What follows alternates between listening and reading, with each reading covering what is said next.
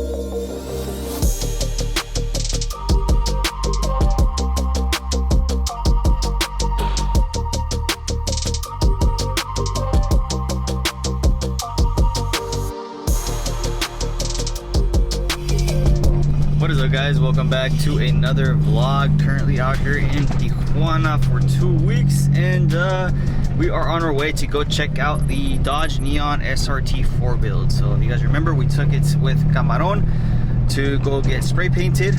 We're going to be doing some over fenders or wide body front fenders, and we're going to go meet up with Calfais, which is basically like their main mold guy that kind of does all the designs. He's basically like a Nakai for the Porsches when it comes to TJ, basically, or basically all of Mexico. He's really good. So, and then from there we can go ahead, head back home to Cali, and hopefully get the Eclipse going, the 3000 GT going, and hopefully we can make a little bit of progress with the Evo. I did go ahead and get some more parts in, so I'll be doing an unboxing on that. So yeah, let's head out with Calfais, check out the SRT4, and let's see what happens.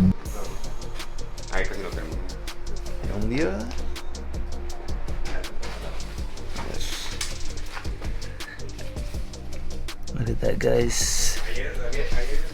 Alright, so we got Calfais in the house. He's pretty much the one that takes care of most of the custom work and molds and stuff like that when it comes to just making carbon fiber parts. This is essentially the first thing you usually do. So these, as you guys remember, these are the stock fenders, and we're basically making them 15 millimeters wider.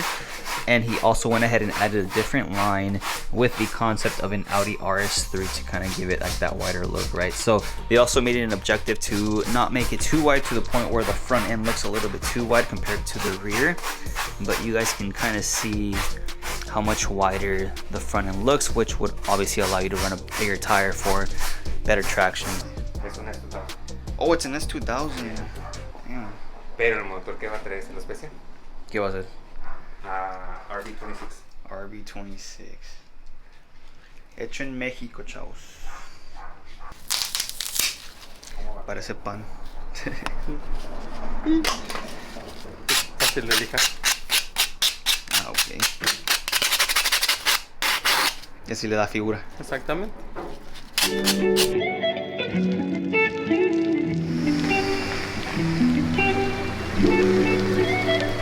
It's kind of clean.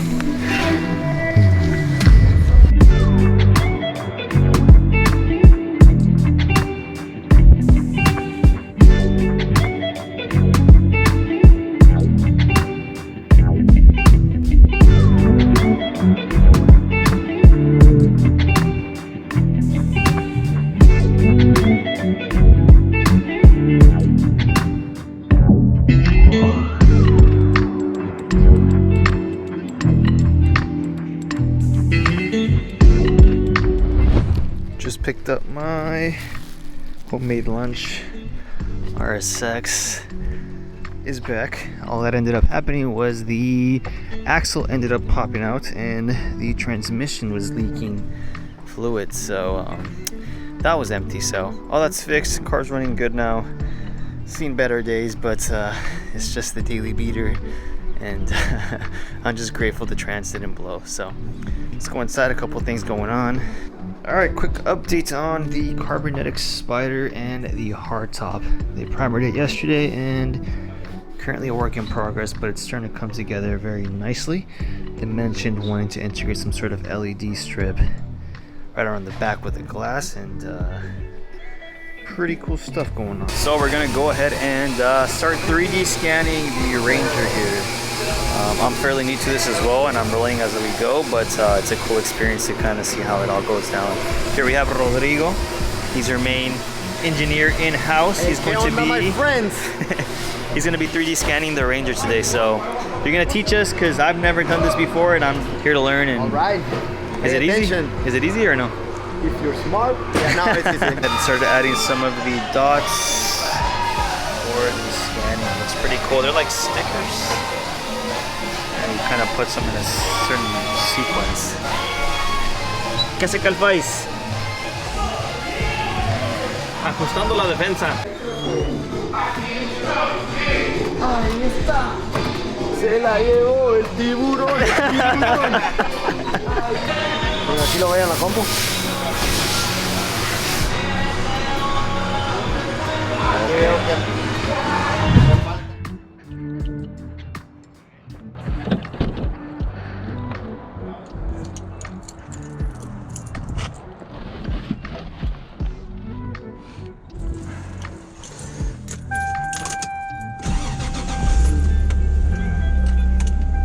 Alright, we're gonna take this out further into TJ. It's completely tinted and it's completely illegal here in TJ, so high risk of getting pulled over, especially with no front bumper, but let's get going.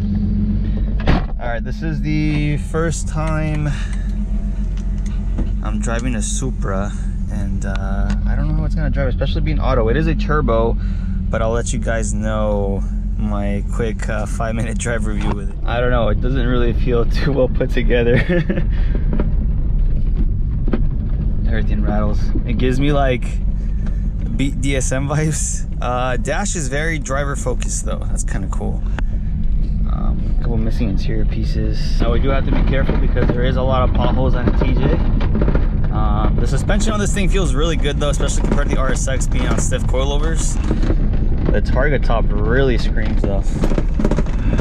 So we're basically taking the side streets to avoid the main streets, to avoid police, because yeah, this is a complete cop magnet, and being American out in Mexico is never a good idea with police. They always try to take advantage unless you know what to say or what to do. It can be very tricky, so that's why I think a lot of people are scared to come out. But I mean, me living here is kind of teaching me the ways, and it's kind of cool because I am Mexican. My family is from Durango, Mexico, for which I basically visited every summer, basically, and that's kind of how I fell in love with always going to Mexico. And this is kind of, I think this has a huge role in why I decided to come out here, work with Carbonetics, be in TJ, 2 weeks out of the month, and do something different and go out of my comfort zone. I know not everyone's willing to do that, but honestly, it's such a huge change, and it's freaking badass because, might as well do it right now that I can. It's a great opportunity, and sometimes you just gotta take those leaps of faith and see where it takes you. Hugo's old school Volkswagen. Woo! Yeah! Look at this rare Focus RS. We don't get these in the States. The Jaris GR, we don't get this in the States either.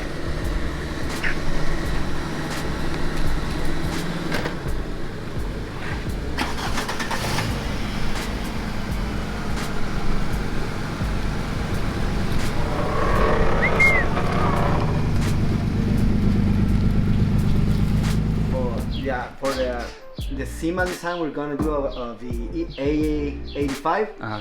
We're redoing the whole door, so that's why I need this part. Got it.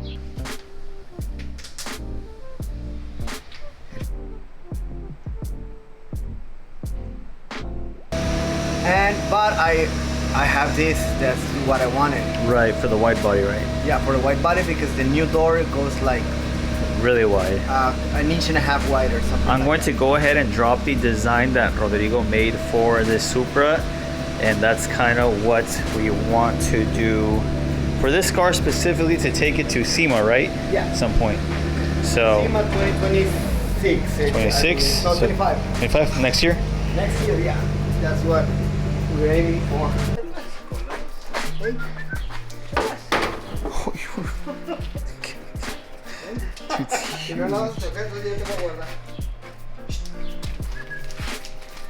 Oh, she smacked the camera. I completely ignored the fact that we have a beachfront view. Damn.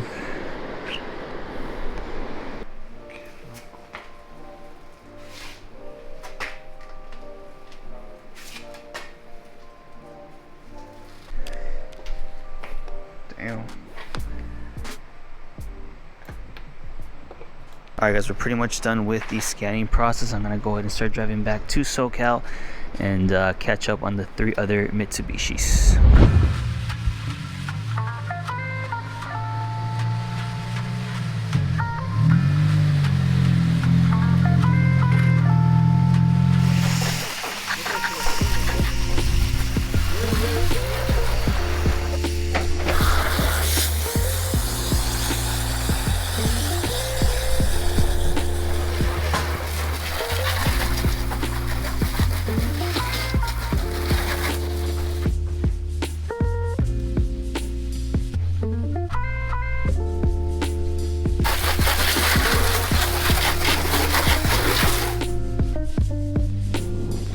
Back from a TJ, and I wanted to progress on the build. So the one thing I've realized is that me going out there for two weeks out of the month, every month for the past couple months, has really taken a toll on the content, has really taken a toll on me and the cars, and I want to start prioritizing the Eclipse, the VR4, the Evo build especially, a little more. I want to get more content with that. I want to be more focused on that, and I think I'm just gonna end up going back and forth to TJ, not a little less often, but basically like every weekend, just to film whatever I gotta film and then come back immediately out here just to be able to get the stuff going with the cars. I do want to get the Evo going in too, and it's been way too long, and some parts came in, so expect an Evo YouTube video on that.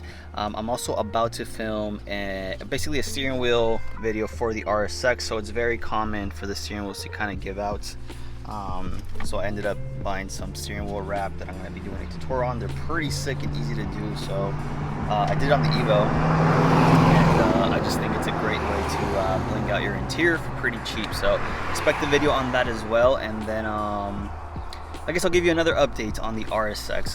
This one's actually pretty big. So we are actually going to be changing the color of the wrap. So if you guys have been around in the channel with this car, you guys already know that I pretty much did this with a group of friends. It was basically my first attempt at wrapping a full car, and let me tell you guys, it's not an easy task. So I did skip a lot of corners. I didn't know what I was doing, and there was a lot of mistakes made with the wrapping itself. So this time we are changing the color, and I do love the Laguna Seca blue, by the way. I think it's one of the most beautiful colors that you can put on any car, but I think it originates from the E46 M3. But anyways, the car is going to get, I'm currently looking for a new front bumper for an 0506, and we are also going to be switching out that lip. I don't think that lip looks good in black. It has to be either the same color as the bumper, or just don't run it at all, because then it looks kind of, you know, cheap. So we're gonna be changing out the lip into I'll just tell you guys, it's an A-spec lip, which is probably the most desired front lip for this platform. I'm going to go ahead and take out the headlights and take them apart. No idea why, how sand gets in there, but I'm gonna go ahead and open them up, clean them up, reseal them properly, put those back on there, and then we're gonna take this thing to get some body work done as far as the hood, certain panels that just need some kind of touch up in regards to body before we go ahead and overlay the new color on the car. So that probably painting the car might be a better idea, especially long term, but just due to the fact that the RSX is not my priority in the list of cars, it kind of takes the backseat on a lot of things. If it was my only car and I was just building this channel with an RSX, I think I would be a lot more detailed with it. I think I'd spend more money on it, but it's just my daily driver for the most part. I want to take it to more track events. I think it's a very fun car to drive, but at the end of the day, the paint job is not in the budget right now, and the wrap is being sent out to us by Vinyl Frog, so they're helping us out with a new color. So stay tuned on that video, but for today's video, if you're a Mitsubishi watcher, which most of you guys are, we are going to be looking over the DSM and VR4 once again. They pretty much start up. It's just a couple issues to keep them running. I have a couple buddies coming out and helping me just kind of look over the car. I took out the 2G Eclipse bumper. It hasn't been on the car in so long.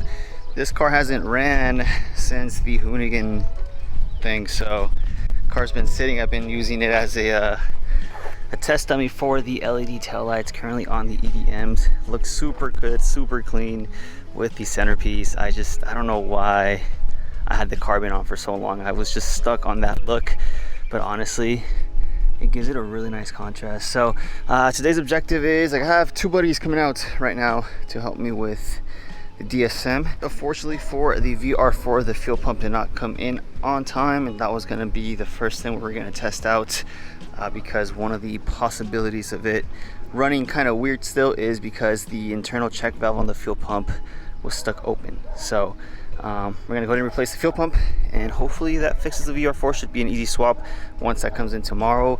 But I did want to go ahead and look over the DSM. We're currently getting, I'm not sure. So we did the gas tank removal and install, and I wasn't getting any fuel pressure when I tried to start it this last time. I gave direct power to the fuel pump relay, and then the car started up, but then it couldn't hold pressure. So we also are going to be looking over the RSX real quick because it's making a really weird suspension noise, and it's not safe to drive, let's just say.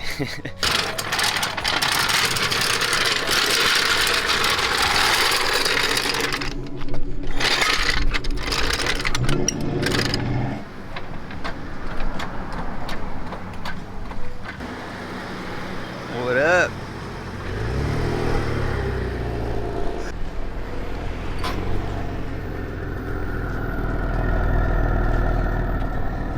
Stock exhaust, huh? Stock exhaust? Active exhaust? It does? Turn it on? Stock?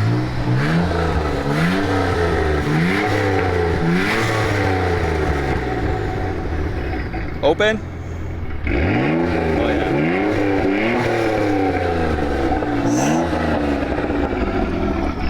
These sound so good. Top to bar. Oh my. I was driving it like that, dude. Oh yeah, that's completely destroyed. You think it's wheel bearing? Yeah. But what if one of the suspension components is like loose or something? Maybe. Damage the hub. Why is it so hard to take off? Like, it got harder to take off.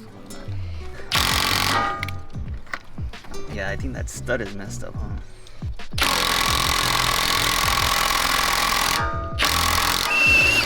Oh. Yeah. Clean. Alright, let's see. Let me get one. Yeah. Luckily these multigrams aren't that heavy. But I'm going to double check suspension components.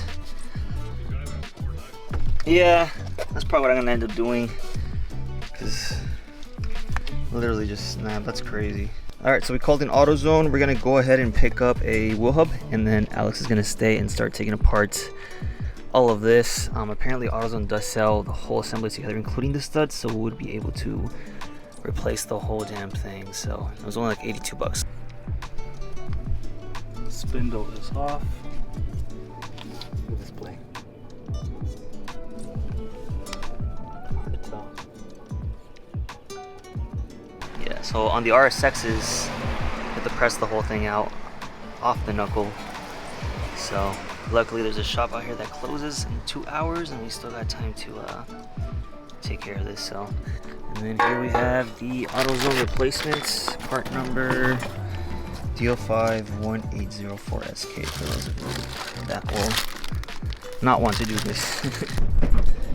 Alright. Boom.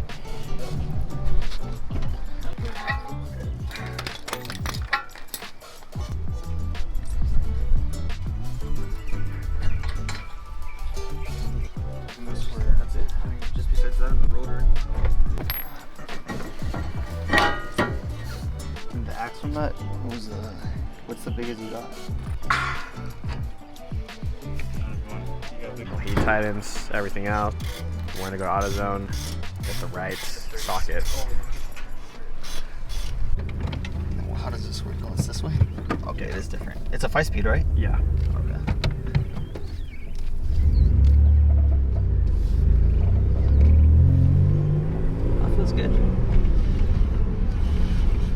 feels like heavy. Like a boat?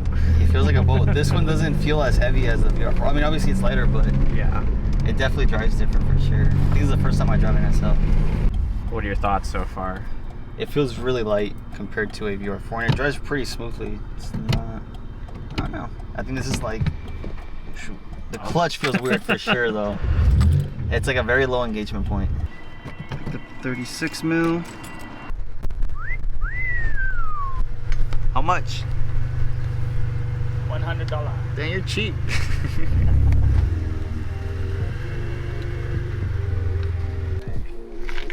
What? What?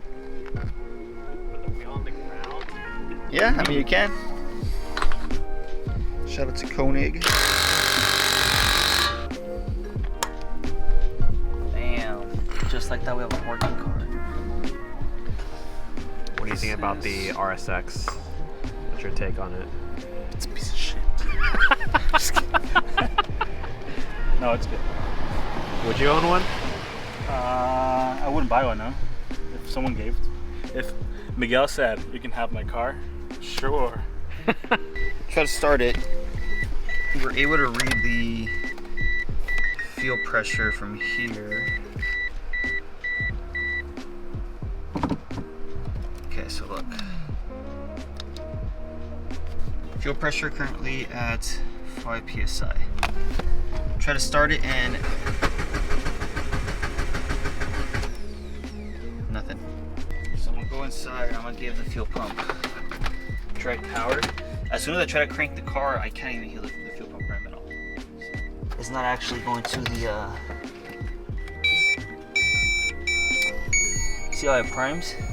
Right. Last time I remember I thought it was because of this, because this ground's not fully connected. But where's that ground going to? It's going to the chassis. But it was Well, drilled. yeah, it's in the chassis, but where's the other side going to? Right. So you think that would cause it? Yes. So we just have to drill another ground. Or should I just lay it on this guy? No, just tighten it there. You can't tighten it. How's it going? Good. I miss this car.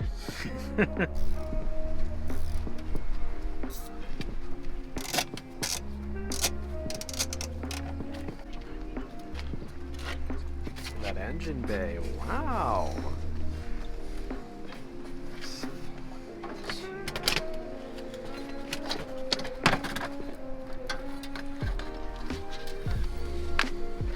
Oh, not my knees. I'm too young for that.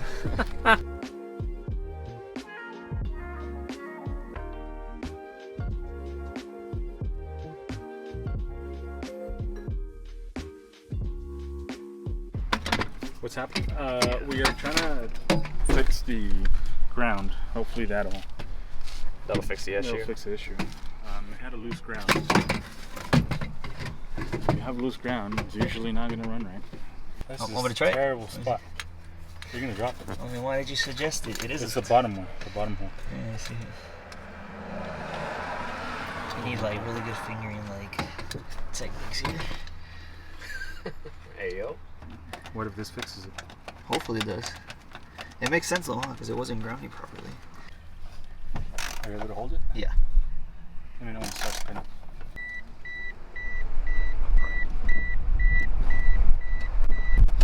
I'll check the fuel pressure.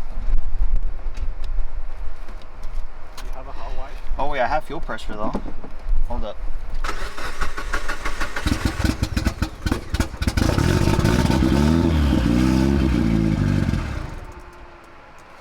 Hit that last time. What's the fuel pressure supposed to be at? It's when it's running, like around 40. Okay.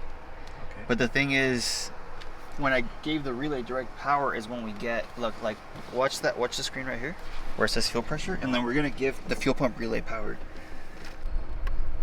Is it going up? Okay, so we're at 66 psi.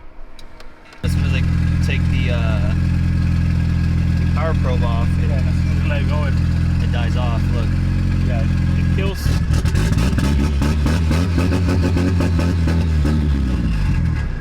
It kills the pump. Red wire is split in half over here. Where? This Oh shoot! How did that happen? probably got kinked somewhere. It was like this. Would you own a DSM? Yes. 100%.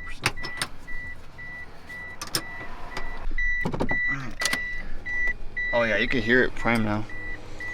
Nice. Yeah. Let's see.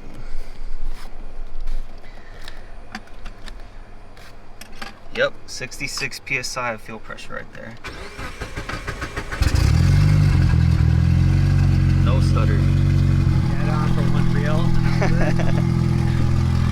At least it starts again. I'm gonna go ahead and put the bumper on, and then I'll go ahead and catch you guys tomorrow for a quick test drive and the fuel pump swap on the VR4. So hopefully both of these run now.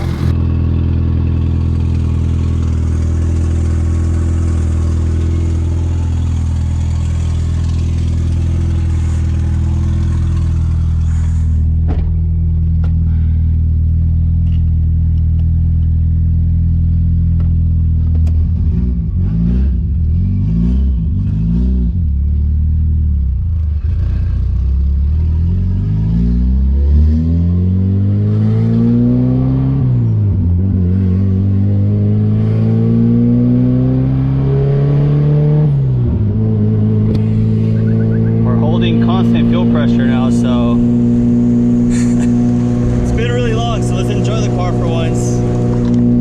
Short little POV drive, why not? So we'll get some E85. It's currently on like E20.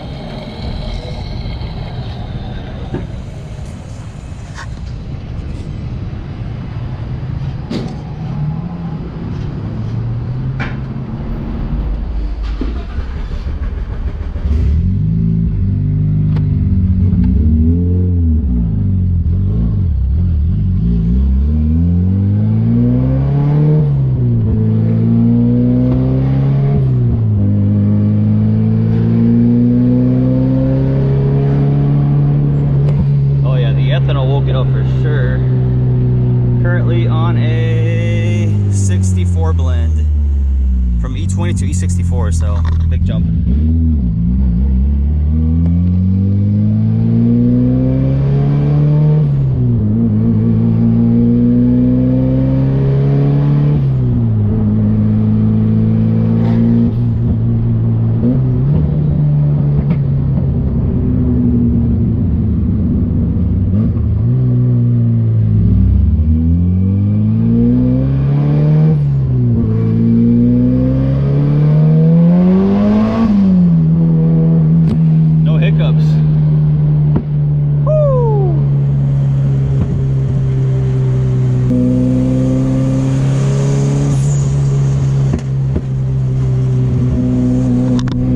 Car gets warmed up, it just starts spitting flames from under the car, so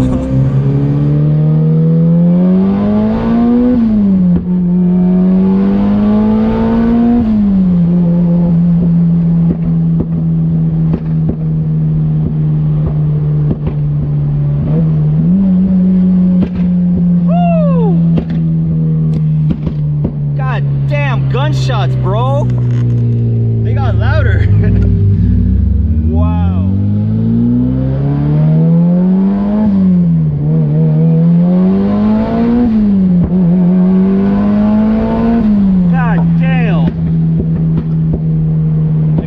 Quicker for sure.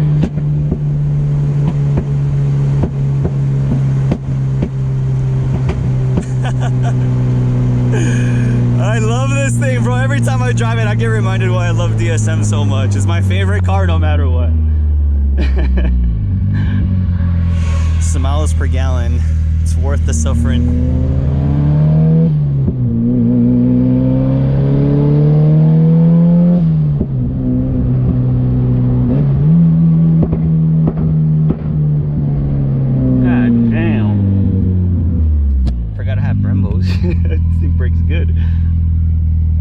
used to this car again. It's been a while. It's also really hard to shift because I have a 3G Eclipse shifter base, a 420A shifter linkage, and then like a 3000 GT linkage on the other side. So it's very Frankenstein, and it feels very notchy down here.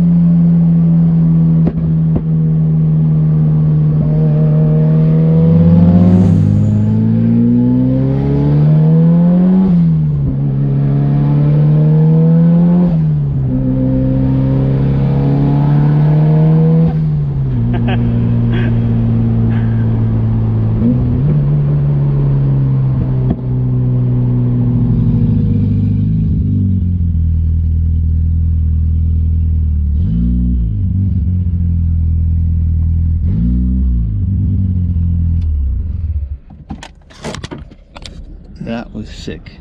That was a very nice adrenaline rush. Like after you drive like a somewhat decently quick car, after you've been driving a sub 200 horsepower Honda, a Mitsubishi Eclipse is just do it for me, man. This car is just an absolute beast. I have a feeling that the fuel pump relay connection was probably the main issue as to why we were getting some sort of fuel cutoff when we're at the Hoonigan. So right now the car feels like the throttle's immediate, it's very responsive, there's no fuel cut at all throughout the whole RPM, and the car just pulls. So I'm very happy with the car. I want to start taking it out now, and one thing I do have to say is that the fuel pump relay fault is actually an owner's mistake. So sometimes as DSMers we tend to blame the platform for being unreliable, but we don't tend to kind of look in the mirror and recognize that sometimes we make very cheap modifications or we do things wrong to where things like that can happen, right? So the cable got kinked somehow because I don't have a proper battery box for the battery, and it ended up ripping. So that was my fault, not the car's fault, for giving us those issues. And hopefully this serves as a lesson to just try to focus on doing things a little bit better, especially for my younger DSMers. I understand you, I understand where you're coming from. Sometimes we don't know, or sometimes it's all the money we have to buy certain things, but at the end of the day, the more you can try to take your time with things and the more you can try to ask or do things right, the better it is going to be for you and the car in the future. Just looking years back now. So luckily the car hasn't really been too problematic for me. Initially it was a 420A, so I never had any issues. I think just the master gave out at one point, but once we did the swap, it just gave us the common issues when you swap a car. It's not going to be perfect, we're going to make mistakes, and I think we reached the point where the car is pretty fine-tuned towards, I think it could be pretty reliable. I do trust it a little bit more, but man, it's been a while. I think the last time I drove it was January. We're currently in April of 2024, and it felt good to drive it. So now as far as the VR4, I feel like this video is a little too long, so I'm going to go ahead and do the install on the following video, and hopefully the VR4 is back as well. So hopefully we have 3 working Mitsubishi soon. We have some progress on the Evo, progress on the Eclipse, and progress on the VR4 to come. So fingers crossed. Any comments, suggestions, leave it down below, and expect more videos of me driving the DSM. I might just do like a raw POV drive again with it just because it's so cool. I might ask for any meets tomorrow, but yeah. Anyways, like, comment, subscribe, and I'll see you in the next one.